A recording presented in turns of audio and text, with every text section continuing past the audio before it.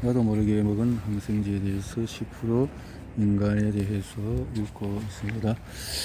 이 장에서 다룬 백헤드 턴부에 대한 이야기, 나도 모르게 먹은 항생제가 어떤 영향을 가져가느냐. 박테리오신.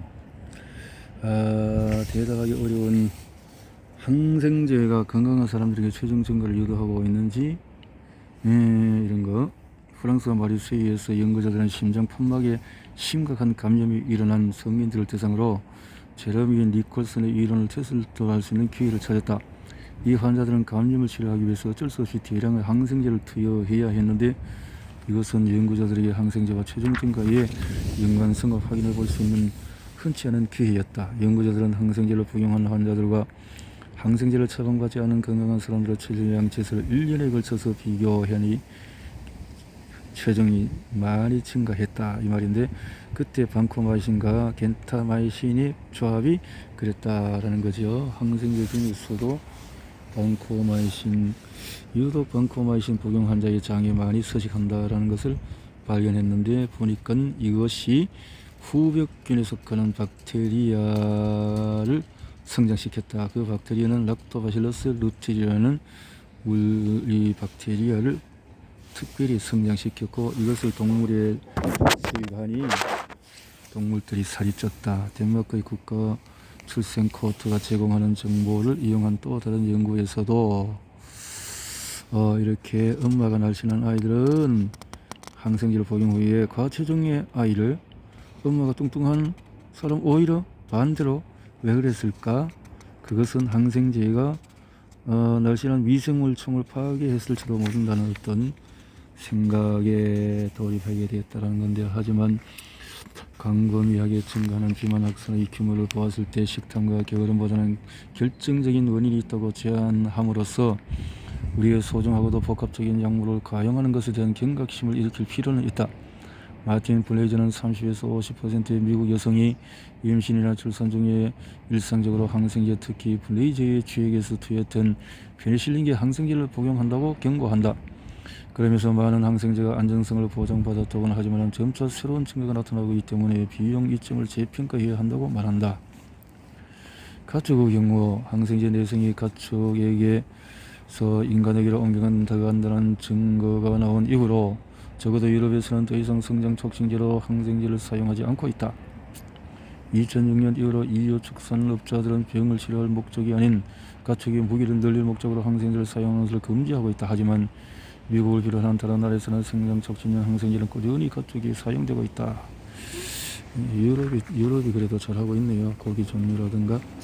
이쯤 되면 당신은 궁금할 것이다. 내가 영계 항생제를 복용하지 않더라도 스테이크를 먹거나 시리얼에 우유를 부어 마실 때 그 속에 남아있던 약물이 나도 모르게 내 몸속에 들어오는 것은 아닐까?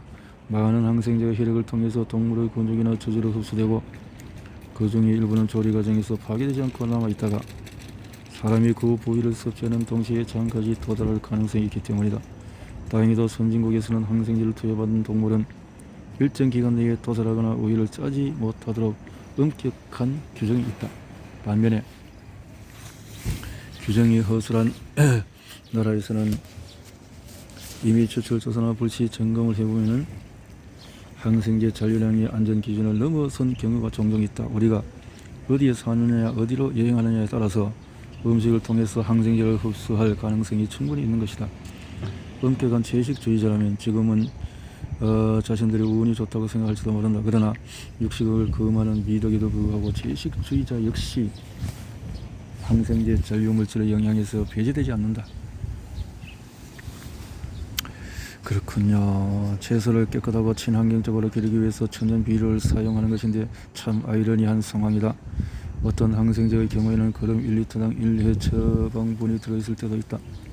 이는 농지 10제곱미터당 한두 캡슐 분량의 항생제를 뿌린 것과 같은 결과를 낳는다. 이 거름에서 이런 항생제가 있다는 건데요. 어떤 항생제는 흙 속에도 약효가 유지되어 여전히 살균 효과를 지닌다. 더구나 거름을 뿌릴 때에 축적되어 농도도 짙어진다. 항생제가 흙 속에 남아있다면 큰 문제가 아니겠지만 실상 그렇지 않다. 샐러리, 세미나리, 옥수수에까지 제초와 약초들은 항생제 잔류 성분을 포함한다. 각각의 채소, 줄기나 잎에 포함된 항생제량은 많지 않지만 몇 주 몇 해가 지나면서 축적되는 양은 무시할 수가 없다.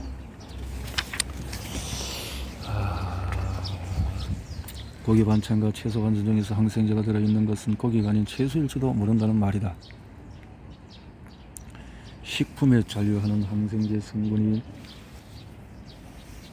실제로 비만 확산의 기전에 깔려 있는지 과학적으로 논의되어야 할 문제이지만 그 연관성은 확실히 주목할 만하다. 우리 허리들려는 항생제가 대중에게 보급되기 시작한 직후인 1950년대 이후에 늘어나기 시작했다. 급격히 증가한 것은 1980년대 대규모 집약적인 농업이 시작된 것과 같이 시기를 한다. 지금 이 순간 지구상에 살아있는 닭들이 190억 마리나 된다. 한 사람당 3마리씩이다. 닭들은 여러 층으로 나눠진 좁은 우리 안에 몸을 구겨 넣은 채로 사육된다. 이런 조건에서 대개는 닭들이 병에 걸리지 않도록 항생제를 다량 처방한다. 공중보건 전문의 리 라일리 박사는 이처럼 항생제에 의존하는 대규모 양계장이 1980년, 90년 뒤 미국의 동남부 주들에서 매우 증가하였다는 사실을 지적한다. 이 지역들은 바로 비만 확산의 진원지이며 미국에서 가장 뚱뚱한 지역이라는 점을 주목하자. 항생제를 들어서는 의심스러운 사실은 만약에 항생제가 인간을 살찌게 한다면 항생제가 원인이 되는 다른 피해는 어떠한가? 나는 3장에서 미생물청의 불균형과 연관되어 나타나는 알레르기, 자가면역 질환, 기타 정신건강장애 등에 대해서 언급했다. 항생제가 미생물청을 파괴하여 불균형을 일으킬 수 있다면 이 병들은 이론적으로 항생제 치료로 인해 야기된 것으로 볼 수 있을지도 모른다. 3장에서 자폐증 환자인 아들 앤드루를 위해 직접 연구에 뛰어들었던 엘렌 볼트를 기억하는가? 볼트는 중이염이라고 진단받은 증상 때문에 지속해서 복용한 항생제가 어린아이에게 갑작스러운 퇴행을 불러왔다고 생각했다.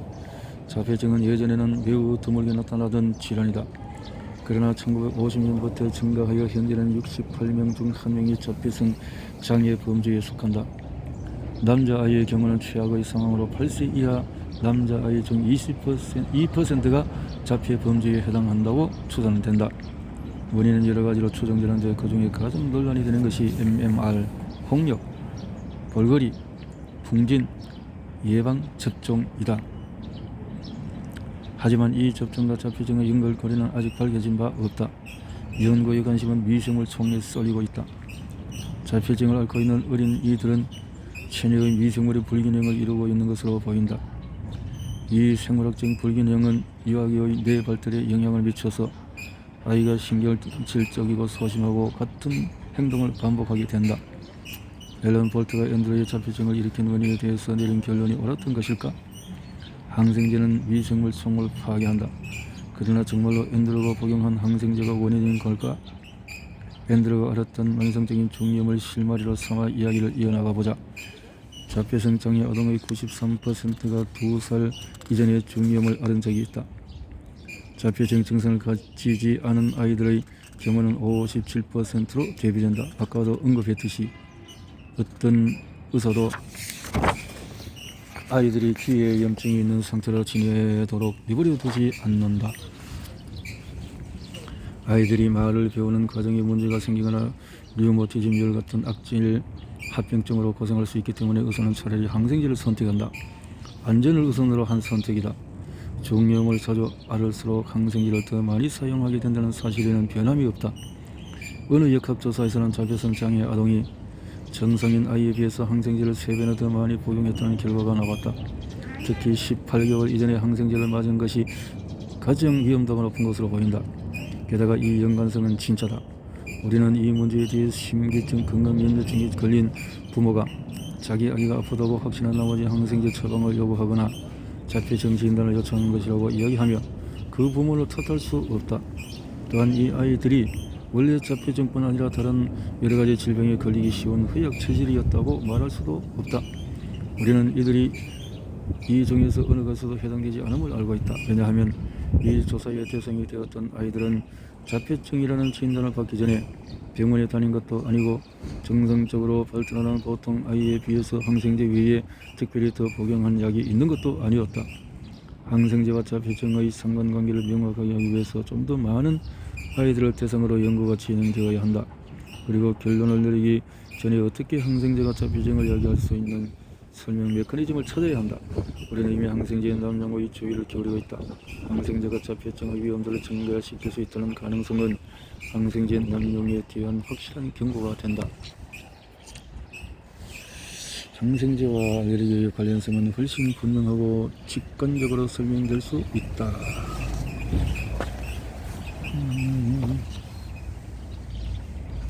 나는 사장에서 2살 이전에 항생제를 복용한 경험이 있는 아이들은 천식이나 아토피, 코코로 알레르기를 가질 확률이 2배나 높다고 말했다. 항생제를 많이 복용할수록 알레르기성 장애에 걸릴 확률이 높아진다. 항생제 치료를 4번 이상 받으면 알레르기를 가질 가능성이 3배 높아진다는 것을 의미한다. 자가 면역 질환을 생각하면 연관성은 더 강해진다. 자가 면역 질환의 발병률은 항생제 사용과 나란히 증가했지만 최근까지도 이 질환의 원인은 감염으로 알려져 있었다. 제1형 당뇨병의 대표적인 예다. 몇십 년 동안 의사들이 관찰해온 전형적인 제1형 당뇨병의 패턴은 다음과 같다. 청소년 환자가 감기나 독감 때문에 병원에 온다. 그리고 몇 주 후 다시 병원을 찾는데 이번에는 감기 때문이 아니라 심한 갈증과 참을 수 없이 피곤한 증상 때문이다. 이 환자의 췌장에 있는 베타세포는 인슐린 분비를 거부하며 임무를 중단해 버렸다. 그런데 단당류 포도당을 다당류인 글리코겐 형태로 전환하고 저장하는 호르몬인 인슐린이 분비되지 않는 상황에서 포도당은 혈관 속에 축적된다. 혈액 내의 포도당 농도가 높아지면 심장에서는 물을 흡수하려고 하기 때문에 불쌍한 이 환자는 자꾸 목이 타게 되는 것이다. 며칠 또는 몇 주 안에 상태가 더 심각해져서 빨리 치료를 받지 않으면 혼수 상태에 빠지거나 사망이 된다. 그런데 흥미로운 것은 감기나 독감을 당뇨병에 연관지었다는 사실이다. 바이러스성 감염은 종종 당뇨뿐만 아니라 다른 많은 자가 면역 질환을 유발한다고 여겨진다. 정작 통계를 보면 예상과는 다른 결과를 나타낸다. 실제로 제1형 당뇨병을 가질 위험도는 감염에 걸린 아이라고 해서 더 높지 않기 때문이다. 게다가 제1형 당뇨병은 미국에서 1년에 5%씩 증가하고 있지만 감염 질환의 비율은 오히려 감소하고 있다. 그렇다면 어떤 점에서 감염과 당뇨병이 관련되어 있다는 말인가? 왜 의사들의 눈에는 청소년들이 감염에 걸린 이후에 당뇨가 발병하는 사례가 꾸준히 관찰되는 걸까? 여기서부터 과학은 끝나고 호기심이 발동한다. 우리는 의사들이 항생제를 과잉 처방해왔다는 것을 알고 있다. 심지어 박테리아성이 아닌 바이러스성 질병에 대해서도 말이다. 당뇨병은 감염이 아니라 감염에 대한 치료이기 때문에 즉 항생제 사용의 결과로 나타난 것이 아닐까? 의사와 환자 가족에는 감기나 독감 또는 위염이 곧 당뇨의 시작으로 보일지도 모른다. 그들에게는 항생제는 죄 없는 구경거리다. 하지만 진짜로 당뇨를 유발하는 것은 항생제 그 자체 또는 몇 개 항생제의 조합일 수도 있다. 그러나 유감스럽게도 현재까지는 답이 확실하지 않다. 어린아이들의 항생제 복용에 대한 덴마크 연구에 따르면 유전기의 항생제 복용과 이후에 당뇨를 일으킬 위험도 사이에는 전혀 연관성이 드러나지 않았다. 그러나 3,000명의 아이들을 대상으로 한 또 다른 연구에서는 항생제 사용이 당뇨와 관련되어 있다고 나타났다. 당뇨 말고 다른 자가 면역 질환들은 항생제와 좀 더 명확한 연관성이 보인다. 미노사이클린은 여드름 방지용 항생제이다.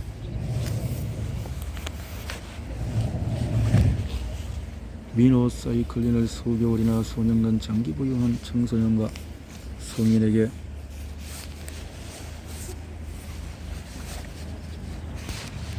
루푸스가 발병할 위험도는 이 약물 치료를 받지 않은 사람들에 비해서 2.5배가 더 높았다. 루푸스는 면역세포가 자신의 몸을 공격하는 자가 면역 질환인데 주로 여성에게서 나타난다.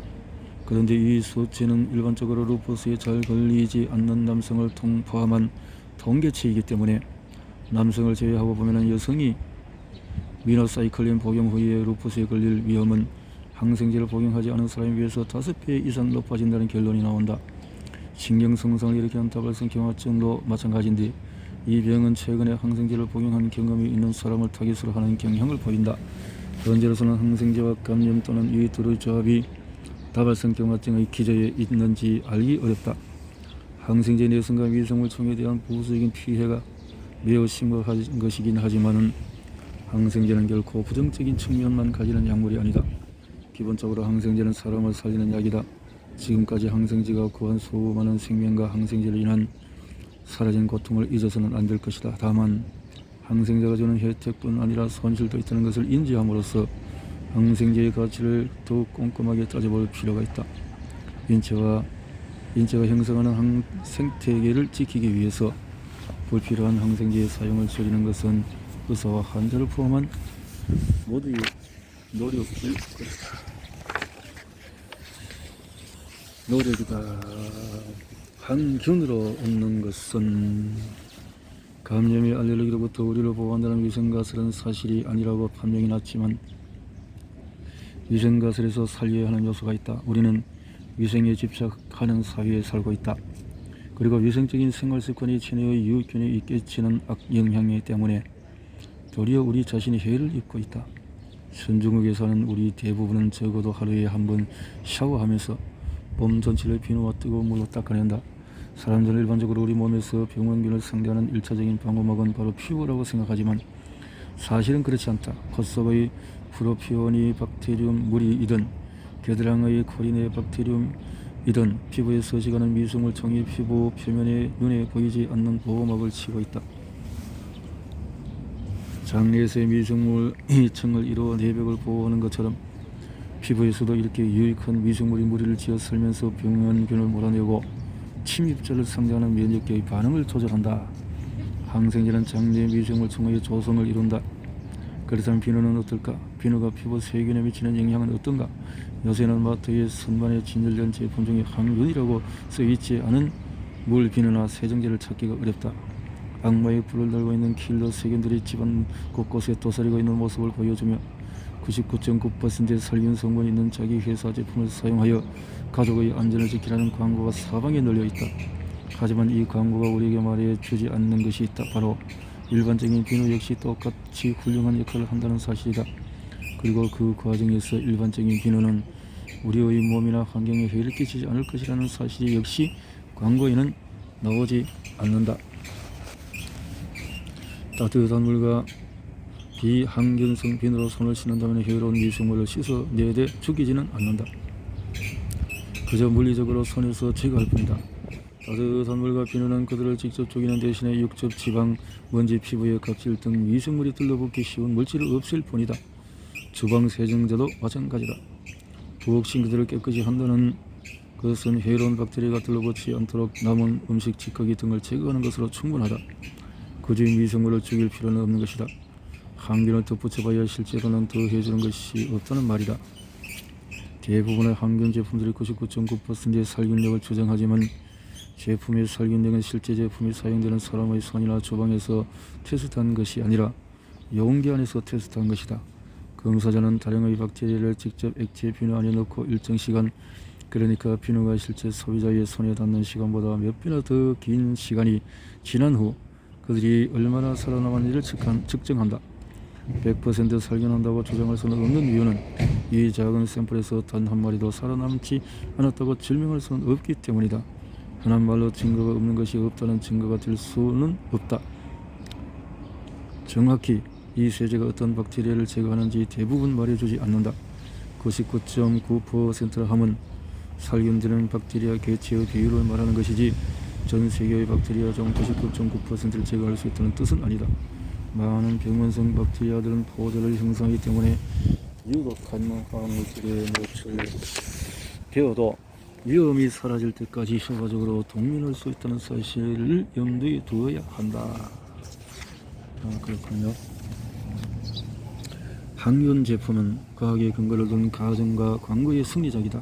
일상에서 그렇군요. 유속에 사용된 화학 제품, 안정성을 받았다는 것이 500개 이상이 된다.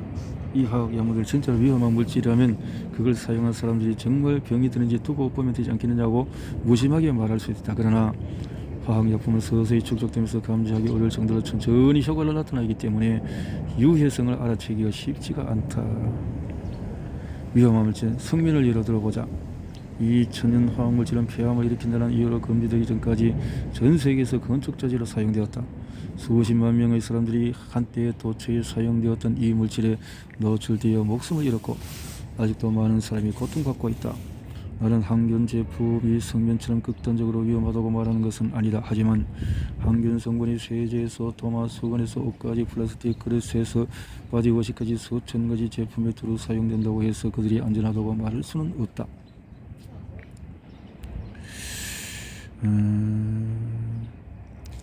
트라이클로산 부정적인 효과를 염려한 미국의 미네소타 주지사는 2017년부터 소비재 트라이클로산 사용을 금지하는 법안에 서명했다. 이 책을 읽는 당신의 집에서도 트라이클로산이 포함된 제품이 분명히 한 가지는 있을 것이다. 그러나 당신은 트라이클로산 없이도 충분히 살 수 있다. 항균 물질인데요. 트라이클로산 항균 물질. 이게 인구 75%에서 소변에서도 상당히 검출된다. 이것이 트라이클로산이 지방 제철에서도 참 우려할 일이라는 거죠. 트라이클로산과 알레르기 수준에 명백한 상관관계가 있다. 체내에서 축적된 트라이클로산의 양이 많을수록 곧바로 알레르기나 기타 알레르기를 가질 확률이 높아진다. 트라이클로산의 독성에 의해서 미생물종이 직접 해를 입는 것인지 아니면 트라이클로산이 유익균을 제거하는 바람에 유익균에 노출되는 시간이 줄어들었기 때문인지는 모른다.